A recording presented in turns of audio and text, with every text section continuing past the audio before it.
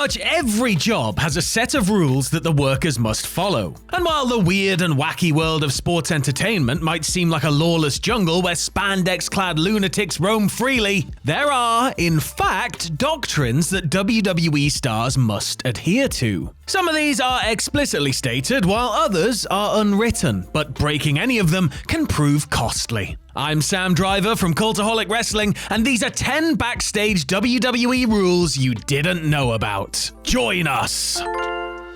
Number 10. Stay until the show's over. The WWE schedule is, or at least was, rather hectic. With so much traveling to do, as well as stuff like working out and, eating and sleeping, the temptation for some WWE stars was to get a head start and head out of the arena once their work for the night was done. This is, or at least was, a big no-no. Back in the day, WWE talent were expected to stay until the very end of the show. Not only that, they were encouraged to watch the rest of the matches on a monitor backstage, especially the main event. The reason being that the main event is the most prestigious money spot on the card, so how are you going to get there if you're not watching what they're doing? Leaving a show early could get a wrestler, particularly a lower or mid-card guy or gal, some very real heat. Habitually leaving shows midway through could get you the unwanted reputation of someone who doesn't love or even respect the business.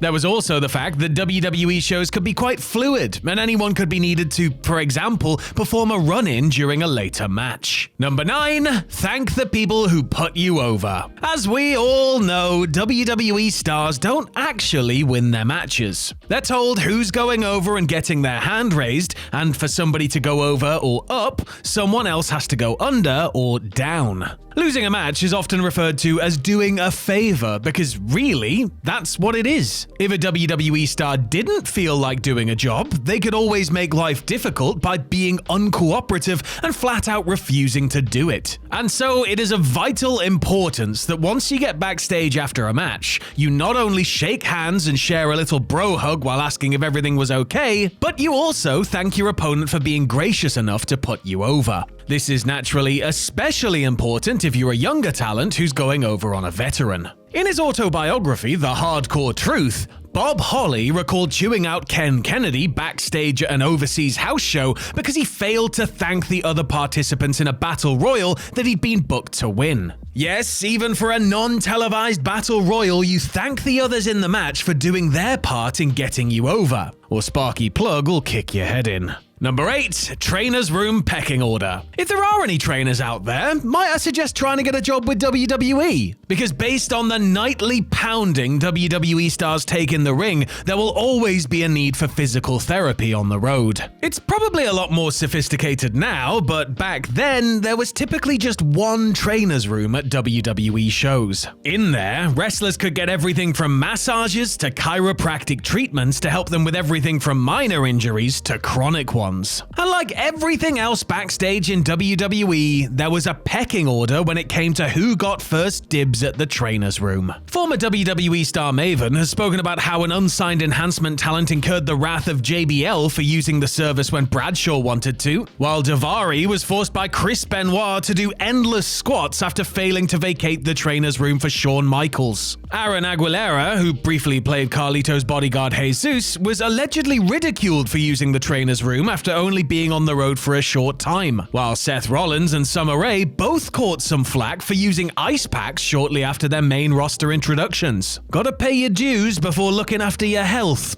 I guess. Number 7. Ask permission to use moves. A WWE star's signature moves are an important part of their act and can be one of the things that helps to set them apart from the rest of the roster and get over. I mean, would Rey Mysterio be as popular without the 619? What would Randy Orton be doing if he didn't have the RKO? And just how would Bastion Booger have fared if he couldn't do that repulsive sitting thing he did? You see my point. Signature moves are rightly protected, and if someone else uses one when they shouldn't, Well, there's gonna be a problem.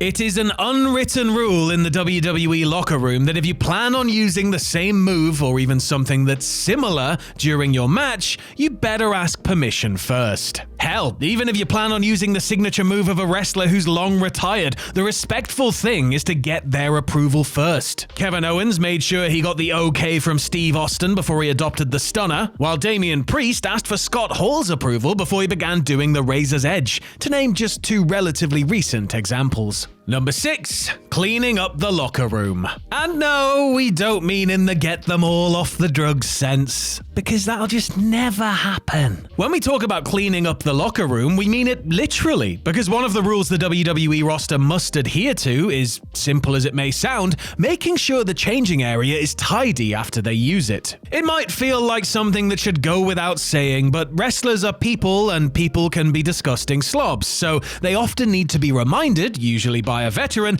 about getting the place neat before they leave the building. CM Punk has spoken before about staying behind after others had hit the road in order to clean up the wrist tape, drinks bottles, and Lord knows what else his co-workers left lying around. While Aleister Black noted that he would clean the locker room when he moved from NXT to the main roster, before Roman Reigns told him he didn't need to go the extra mile. WWE is supposed to be a very professionally run organization, and it's up to the men and women in the locker rooms to maintain that image, which includes tidying up after themselves. Number 5. The dress code. Doing as much traveling as they do, or at least did, WWE superstars want to be as comfortable as possible when flying or driving to the next town. Given that they're athletes who typically work out a lot, WWE stars would often be spied out in public wearing athletic clothing like track pants with tank tops or t-shirts with a gym's logo on it. But after Johnny Stamboli wore an offensive t-shirt on a plane back in 2004,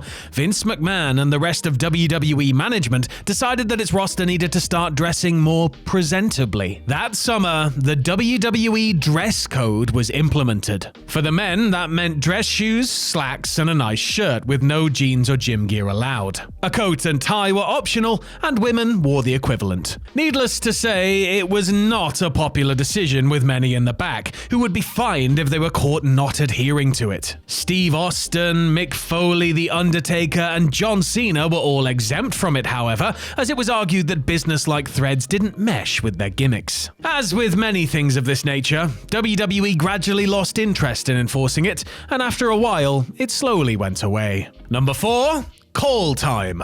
One of the points that disgruntled WWE stars made about the dress code was that the company was telling them what to wear, despite the fact they were technically independent contractors. Now, in the real world, somebody who hires an independent contractor can't dictate what they wear while they're on the job. But WWE is, of course, very far from the real world, and even though their superstars aren't actual employees, they're supposed to follow the rules to a T. That was true when it comes to when they're expected to show up at the arena too. For television tapings and pay-per-views, everyone is expected to report to the arena many hours before, typically around noon or 1 p.m. This is not only so the company knows that they're all present and accounted for, but to go through promos, segments, matches, and an untold number of other things related to the broadcast. TV days are busy, and talent need to be there early enough to get it all done. Obviously, the call time's later for house shows, but even showing up late for those can result in fines. Bret Hart was notorious for showing up to work late, but what you really gonna do about that? He's Bret Hart. Number 3. First class upgrade etiquette. As we've already mentioned, WWE stars travel a lot. As well as clocking up miles on the road in rental cars and tour buses, they also spend an incredible amount of time in the skies. In doing so, they rack up significant air miles with particular airlines, which opens the door to certain privileges, including first class upgrades. And you might think that using your miles to get a better seat or otherwise accepting a free upgrade given to you when you check in might be alright. But again, you would be wrong. You'd be really wrong.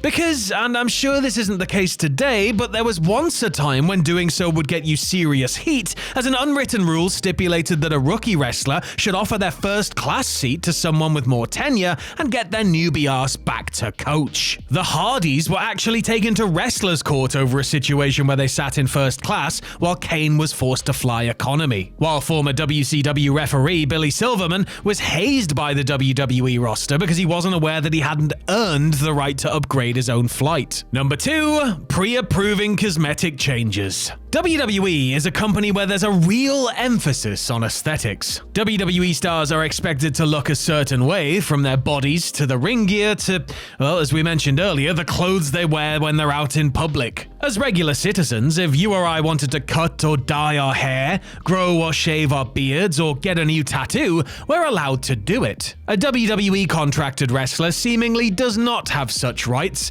and there are various stories of upper management getting hot at talent who didn't get prior approval for something that can drastically alter their appearance. Prior to getting called up to the main roster, Rhea Ripley revealed that WWE had refused to sanction her getting upper body tattoos, something she's since done, and then some. And Heath Slater, meanwhile, noted that Vince McMahon was not best pleased when he opted to randomly cut his long ginger locks off without giving a heads up. Part of the reason for the need for pre-approving cosmetic changes is related to the need to keep merchandise, especially action figures and video games, up to date. And number 1, shaking hands. When you meet someone for the very first time, you might shake their hand. At the end of a job interview, you might shake your prospective employer's hand. And if you agree on something with a friend, you might shake their hand to make it official. These are some of the few social situations where a handshake may be necessary. WWE superstars and wrestlers as a whole, on the other hand, have to shake hands with everyone in the locker room. Every single day. Both when they first see them and before they leave for the evening. And if they don't, well, oh boy. As well as being a respect thing, shaking everyone else's hand is, or was, deemed compulsory because they were all working together that day to make money. The type of handshake was also important at one point in time, with a very loose handshake signaling that the person was a proper worker and would cooperate in the ring, while a stiff one would indicate that they were going to batter you for real. It's one of those things that's perhaps faded over time, but once upon a time, missing just one handshake on any given day could get you thrown in wrestler's court.